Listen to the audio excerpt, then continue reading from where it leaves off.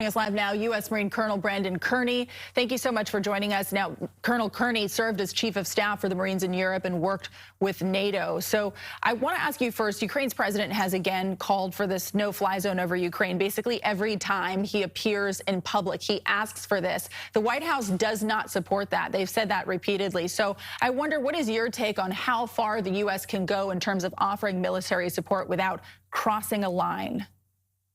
Well, I think we can offer much more support than what the president has offered right now.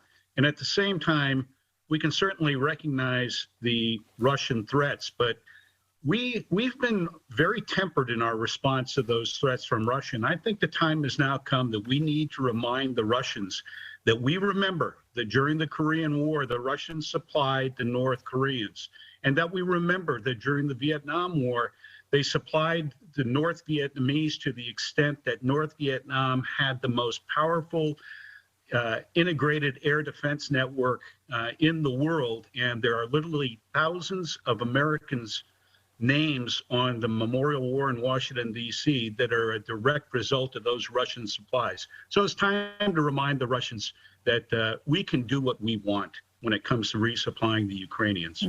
And as the U.S. and Europe does make their moves and that chess game continues, how would Russia try to counter a move by the U.S. and other Western nations to send more advanced weapons into Ukraine? I think they'll increase their efforts inside Ukraine to go ahead and interdict the supplies that we're passing across from the borders of Poland and Romania. I don't think that they would be so bold and so absolutely stupid as to try to interdict the supplies within NATO as they're moving around in there. You know, everybody has been surprised that Ukrainian forces have been able to hold out for so long. What have they done well so far, in your opinion? I know you've talked before on our air about having something to fight for and how much that means. Is that what you attribute their successes so far to? That's probably the primary reason they've been so successful, but we've got to give them credit for the lessons learned that they had from that Crimean debacle, 10 years ago.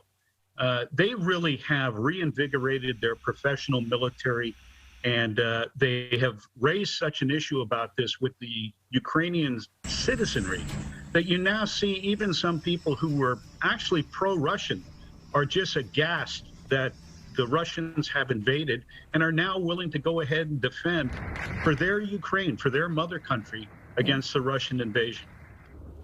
Colonel, thank you so much for your time and your insight. Thank you, sir. My pleasure. New at 5:30 is State Committee.